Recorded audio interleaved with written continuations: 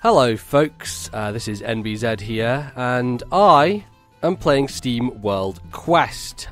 Yes, so I got access to an early copy of this, and I have been playing through it. I'm about a couple of hours in so far, you can see there, about 2 hours, just about to hit the 2 hour mark. And I've been playing quite a bit of this game and enjoying it so far. This is the fourth game from Image & Form, the developers behind the previous Steamworld games. I mean, if you want to get technical about it, which I like to get technical because I'm a nerd, their first game was on the DSi. It was called Steamworld Tower Defense. And then they did, obviously, Steamworld Dig, Steamworld Heist, Steamworld Dig 2, and now we have Steamworld Quest. And this, unlike their other games, is an RPG. And there's a lot of stuff going on here, so we'll kind of walk our way through it and kind of talk about it. So as you can see, I just got into a battle there. It has the thing in RPGs where if you strike someone first, you do a bit of damage. So you can see there's been a bit of damage taken down. And it's a card-based RPG.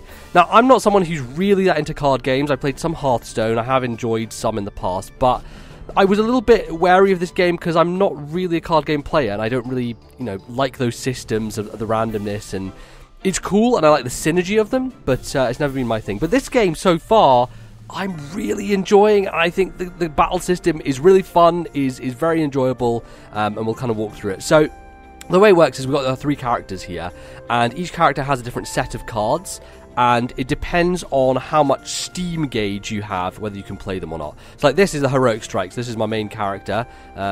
She can kind of just like attack. So there's one of those. And if you notice on the top of the screen, you have these set of cogs. So when that attack happens, I'm going to gain one cog. Do another attack, I gain another cog. Which means I can do this third attack because in the top right corner of this card there is two cogs. So basically I'm using like basic attacks to build up mana, if it were, and then you spend that mana. So as soon as I play this, I'm going to lose all my mana I just spent, but I'm going to get all this stuff. Interesting thing about this, because I am using the same character for this one attack, I actually get a bonus move at the end. So you can do it so you can have like 3 different moves from 3 different characters. If the same character attacks 3 times in the same turn, then you get a bonus at the end. So Lionheart is my bonus. So I'm just going to attack one of these dudes. So we do some damage, doing a decent amount of damage here. And then this does huge amount of damage, my third special one. And then I get to heal myself a bit and do even more. So he's pretty much dead, which is good. Oh no, I've got lowered defenses on my mage unit, so I've got to be careful there. So yeah, the world is pretty cool. It is very much more fantasy than what they've done before. You've got a fantasy setting, and I think that works pretty well, generally. Don't need to heal just yet. I'm going to up my power there. I'm going to go with that. And I don't really know where this lies on the Steamworld timeline, stuff like that, but it seems like it's in ye olden days. Are you kidding me? 1 HP he lives on? That's not fair. That's not on at all. Really don't enjoy that. And yeah, it's definitely got a good vibe to it. The interesting thing is that this game is mainly combat. And when I say that, it's very kind of limited in terms of the scope of the world and what you're exploring. But I kind of don't mind, because so far the combat has been so much fun that I've really not worried about any other aspect. So you can see at the moment I've got 4 cogs up the top. If I use that Heroic Strike, I'm going to kill that guy with 1 HP. What I might want to do is throw a Creeping Cold here on this guy, so then that does damage to his friend as well. And then I'm going to Fire Pillar him. So I'm going to chuck some magic his way. So we'll do that. Take him down. Nice. And then this should do damage to both of them. Very good. And then I do a bunch of damage to this guy in the middle, but he resists fire. That's a pain in the ass. Okay. They're doing a lot of drop defenses on me. Generally, the way that I found defense buffing and defense nerfing works is that it will either make you... So if you're lowered defense, you'll be weak to any attack. And if you have high defense, then you're going to be resistant to attacks, which is cool. So one thing you can do is if you have a card you don't want to use, like this Wrecking Ball, I'm not intending to use this anytime soon, I've got another one, is you can swap it out and draw a new card. I don't really want Mend either, so I'm going to swap that out. Oh, Brave Buster, great, so that's great. So I've got 2 cogs, so I can use that special move, but I do want to build some things up first. So I'm going to go with some standard attacks, get my power up even more. I might just use this turn as a building up turn to buff myself a little bit. So I'm just going to give this dude a bit of a smack in the face a couple times, and then use Focus, which will improve my magic and everything for my mage character. Ooh, that's not nice. See, all of my characters currently have weakened defenses, which is a bit of a pain in the ass. The one thing I can do, which I won't be able to do this turn, is the special move for the mage, if you use all like magic stuff in one turn, gives you a mana shield for all your characters, which is really damn good. I like that quite a bit. Okay, here's what I'm going to do. I'm going to go Aspiring Hero. I'm going to Mend. Yep, and then I'm going to use Brave Buster on... I'll use it on this dude, even though it's overkill. Maybe I should use it on this dude. I'll use it on this dude. I'll be okay for next turn. Because this is going to give me loads of attack. Heal me there. And now this should do a butt ton of damage. 93, yeah. I'd rather do the 93 to him than the other guy, even though it kind of wastes, you know, a turn or so, them getting extra damage in. Oh, here we go. We've got a lot of magic here. Okay, here's what I'm going to do. I'm going to pop the mana shield on big guy. I will fire Flame Wave, both of them. Oh, but then I can't fire Pillar. That's a shame. I was trying to do my triple magic there. Maybe I'll just Flame Wave and then I'll shield up with big dude as well, because he's got the least HP at the moment. He is my tank, but he has least HP. So you can see already that like there is a bit of randomness to it, but the randomness is in service of the cards and giving you interesting choices and having to make choices depending on what you have in your hand, right? So there's not the ability to like always get what you want, which I think is nice. It lends it a kind of, not necessarily flexibility, because it's not really that flexible, but it gives it a, you know, something that won't make it uninteresting, right? Because I feel like games can get like this a bit rote when it comes to the battles, but because of that kind of random aspect of you don't know what cards you're getting, you can also kind of change it depending on how many cards you have in your hand and everything, makes it a pretty good thing overall. So yeah, the battles can last a little while actually, and they can take some time. Before we jump into another one, let's have a look through and walk through what we've got here. So you have your decks, so each character has their own deck of cards, and you can kind of make up them with whatever moves you have. So I just recently got this card, Aspiring Hero, which I've just added to my deck, which is kind of a improve my attack power for a few turns and stuff like that, depending on how much health I have. And these are a couple of cards that I don't have at the bottom here. This one I tried for a little bit on a boss fight, didn't quite work out. Intercept, this is a nice one because it flinches enemies, so you can throw that in there, kind of like Pokemon when you flinch someone. And then Shout is kind of a useful one, which I think I might actually swap out for Aspiring Hero, just because I'm going to take one of those Brave Busters out. Why can't I press moves correctly? Take that out and put in Shout. There we go. So yes, it's kind of a balance of like what cards do you have, what cards do you want to do. This one is like hit all the enemies at once. This is a kind of triple hit. Creeping Cold is okay. I've tended to prefer Fire Pillar using her. And then this dude is basically just like defensive guy, like shields, mending. There's some other stuff you can do. So this move, Gigaton Punch, it does physical damage, but if you use it on the same turn as you use like a normal attack from my kind of sword main character, it gets a bonus to it, so it does more damage. So that's cool stuff. Equipment is pretty basic. You got a main weapon you can do. You've got don't want to unequip that. You've got 2 accessories. So pretty simple stuff, not very complex, which I like in my RPGs. I like when there's pretty simple stuff. And then there is items, so you can like play an item on a turn, which is just a healing item, which I might just pop now on him because we're out of battle. It's probably better for me to just use my mends in battle, so I'm not wasting healing things, but hey, what are you going to do? Yeah, it's got stuff. That's pretty much it when it comes to that stuff. When it comes to kind of exploration and overworld, you got a map here, and it's pretty straightforward. If you look at some of the previous chapters, like this one, that's the whole chapter. Like, just a few tiles, not particularly large, and each one, you know, you can just go into a new area. It's a really cool thing for me, personally. I like games that kind of cut back the fat, and make things not super challenging when it comes to just exploration. Like, I like a tiny little bit of exploration on the side. not something that's going to be overwhelming to me, and I think for this game they kind of made the right decision when it came to that. Okay, so we've got a big brute here. He has a lot of HP, so I'm going to just kick things off with a big old... Oh, no, I did that completely out of order.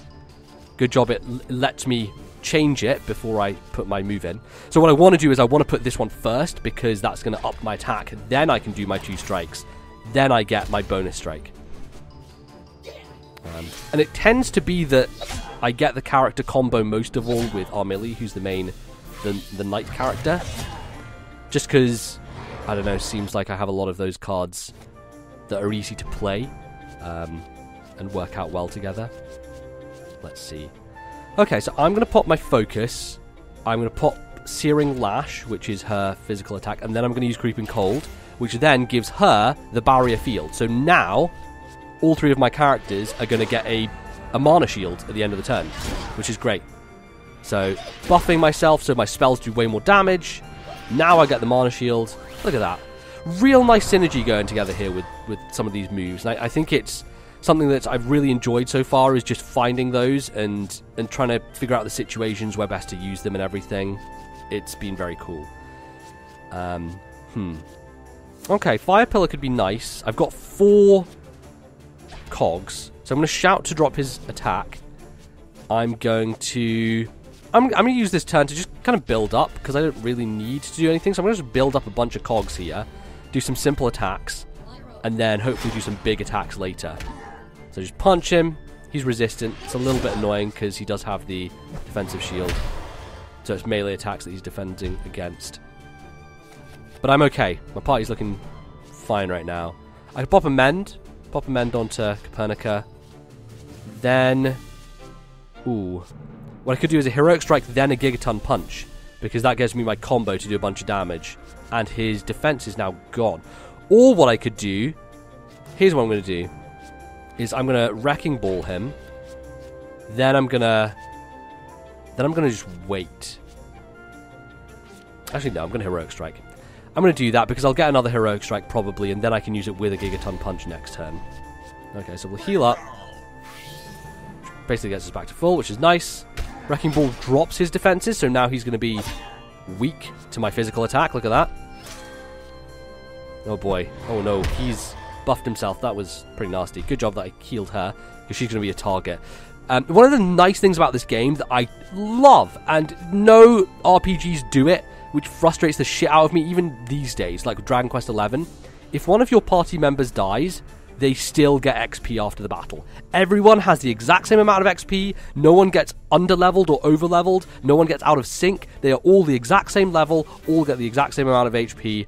I tell you what, friends, that is maybe one of my favourite things I've seen an RPG do, because it does not happen, and I need it to happen.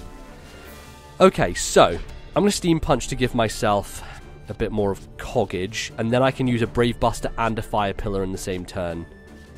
I'm feeling like this Gigaton Punch just isn't going to happen because I need 4 cogs for it, and I'm kind of not building any cogs up right now. I'm just kind of spending them every turn, but that's fine. I'm just going to go for it because I need a good amount of damage on this dude to take him down. And he's weak to it at the moment, so he should do a lot of damage. Look at that, 98. Oh. Next turn I should be able to wipe him out, hopefully. Ow. It's a pretty big hit. He's a big bruiser, this dude. And just overall, I love the presentation of this game so far. It's beautiful. It just really stands out. Just like the way they bob the animations. Every attack has its own kind of unique thing to it. It's such a smart game so far. And for me, it is my favourite Steamworld game that I've played. I've always thought the Steamworld series generally has had some issues when it comes to just the way that some of it kind of links together and plays for me. I really enjoyed them. I think they're excellently well-made games, but for me personally, they've never kind of stuck out, in a sense. But this one certainly has done, and I'm loving it. So here's what I'm going to do. Don't even really need to do that. Actually, what I'm going to do is I'm going to Bravado first. Then I'm going to... I can't mend. My plan was to do a little cheeky mend before the end here, but I'm going to be spending my turn anyway. Yeah, we'll put the shield on him, I'll Bravado, and then I will go for my Brave Buster just to finish the fight. yeah, if I can mend in battle, it's better than me saving or wasting a healing potion outside of battle, so I want to do that. And this should take him down. 126. Sweet. Yeah. So yeah, you can see they're all leveling up together. Now level 9, getting some boosts into my experience, bunch of gold. And the way that it's kind of linear, it doesn't really have too many branching paths or secrets or anything. But like clearly this guy was a bit of a tougher enemy, so at the end of here, I get some treasure chests. Oh, and I get some new cards. Let's try these new cards. Deal 150% magic as frost damage to one foe. Lower their frost and storm defenses by 1 grade each. Interesting. What do I have in here? A revive kit. Nice. I did have a boss fight where one of my characters died and I didn't have a way to revive them. So that is neat that that is coming up now. Okay. There's a shop. You can buy things. You can craft cards, which is a neat idea. I think that's in a lot of collectible card games. Hearthstone certainly has it. There's a bunch of different cards in this game. I do think at the moment, for me, it feels a little limited in terms of the number of cards you have, right? Because if I take a look at my decks right now, I can have a maximum of 8 cards. And I do want to have multiples, right? I want to have multiple Searing Lashes, because that's my cog building card. Like, that doesn't cost anything. I use those to do basic damage, build up my cog so I can do some more powerful attacks. So I want to have like multiples of those. I want to have like some of these good defensive cards, some stat boosting cards, and then I want to have like a nice variety of different ones. And so because there are so many available, you can craft and add and change and everything. It gets a bit difficult early on right now to throw them in. I wonder if later on they will expand how much you can have in your deck. But maybe it's just the case of like you have to make tough choices, and you know, maybe I don't use shields. Maybe I switch shields out and I throw a super soaker in there and see what happens. Problem with that is like a shield is a really good card for building up my cogs, so by getting rid of that, now I don't really have that to help me. But we'll try it out. Maybe I should keep a shield, maybe I should drop. I'm going to drop the Gigaton Punch because it feels very situational to me. It's more used in like boss fights and stuff. Honestly, Wrecking Ball has been a card that I've not been using that much either. So I'm going to take one Wrecking Ball out. I'm going to pop 2 Super Soakers in here and see how this does. Because it's a 1-cost card. And I don't have really any of those for my tank right now. So we'll try that. Try that out in another fight. But yes, we can make some new ones. It costs different things. I guess you get these, you know, you can see like Trashium Scrap, Smoldering Ember. You get those from fights, from just fighting different enemies. Raises all allies' strength. That seems like a good card that I would need in a boss fight. Deals increased physical damage if the foe is below 30. I don't think that's particularly, that seems very situational. Poison this one again. I'm always, you know, I'm very skeptical of status moves in RPGs because they tend to like not work on bosses and stuff. I wonder if this game allows that. That would be nice. I feel like it would do. There seems like a really lot of smart decisions being made in Steamworld Quest, so maybe that. Heals one ally and cures poison. Oh man, that seems pretty good. Quick fix. That's a 1-cost heal. I might get that actually for 250 gold. I think I'm going to get that. Maybe swap out one of those for a mend card. And I think I'm going to get this as well, because this seems like a useful card to have to victory. Cool, so I'm going to swap those out real quick then. Let's see if we can figure out a way to get to victory in here. What should I take out? I'm going to take Shout out and put victory in. So instead of debuffing enemies, I'm just going to buff us. So it's kind of swapping out one for another. And then quick fix, I will take amend out and pop a quick fix in. See how that works. See if it makes any difference. Cool. So yeah, there are these statues that you can go to. If you heal at them, you can respawn enemies. So this is kind of how you grind in the game. You can also replay any of the previous chapters. I don't think you can do it straight from the menu. But you are able to go in here and, you know, at the end of a chapter it'll say, do you want to go back and replay a previous mission? I did that once because I wanted to see what it was like. And you can kind of run through, you know, pick up any treasure that you might have missed. There are hidden places, there are hidden areas, so there is the possibility that you will find some stuff that you've missed on your first pass. Oh, I don't know why I went here, already been here. But yeah, just the movement feels good as well, just like running around, like you hold down one of the shoulder buttons to do a run. I like that. You can kind of run past enemies if you don't want to fight them. That's possible. I am going to fight these guys because I want to test out some of my new cards. And I like even that, you know, if I attack from the right-hand side, my characters are going to appear on the right-hand side. Kind of a Chrono Trigger vibe, like wherever you're standing, it will kind of put you into the battle in that sense. Okay, so we'll do this last one, and then I think we'll call it maybe. Might even call it in the middle here. But anyway, this is Steamworld Quest. I have put a couple of hours in, love it so far. Think it is easily the best game Image and Form have made, and I can't wait to keep playing it and see where it goes next.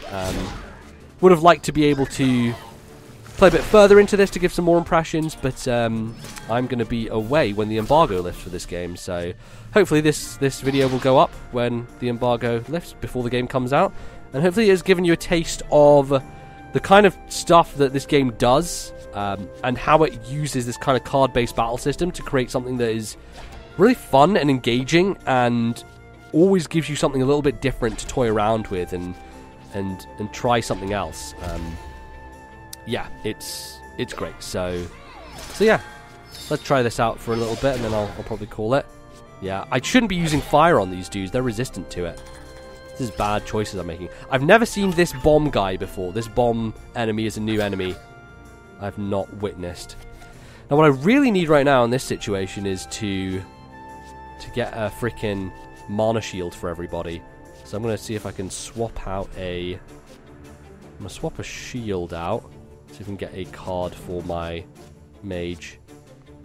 Really? Maybe I'm being a bit too risky here. I might just mend somebody. That might be the best thing to do. But I do want the mana shield. Yeah, I'm gonna throw this away. I'll get another one. Oh, I just got another mana barrier. That's fine, actually. So I'll mana barrier him. I'll focus, and I will fire pillar this guy, which I should be able to do, and then I get the barrier field in all three. Go on. Go on, my son.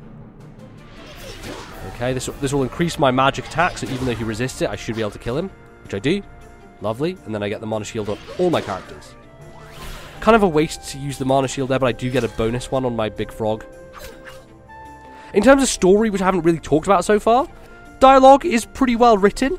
It, you know, isn't anything deep or particularly meaningful, but it's fine.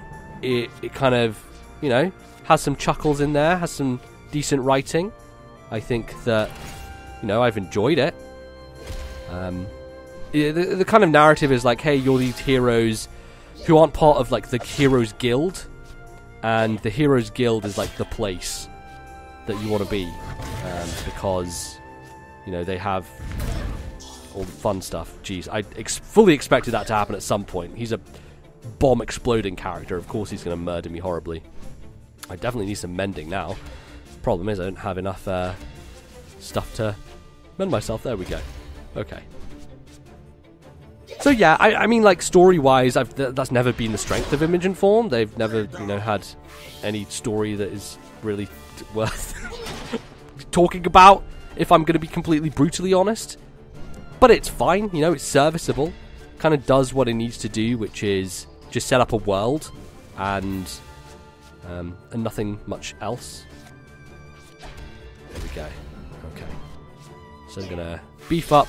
Get myself a little... I like Bravado because it gives you a tiny bit of a heal, and it also increases your attack power. So it gives you a nice little bonus there. Alright, let's see if we can finish big here. I'm going to focus. I am going to... I could use the Super Soaker. Let's see if we can swap this out for a different... Oh, there we go. I can do that, and then I can use Creeping Cold or Super Soaker. Let me use Creeping Cold, because then I get a mana shield on everybody, even though it's right at the end of the fight. This should do more damage because I am buffed myself. Look, 55, that's a lot. Definitely need a proper healing on. But see, that's helpful, right? Because that mana shield stopped me from taking a bit of additional damage. Okay. I'm going to heal myself a little bit. Then we're going to... Why not? Let's go for a Heroic Strike followed by Super Soaker. That seems fun. Nice.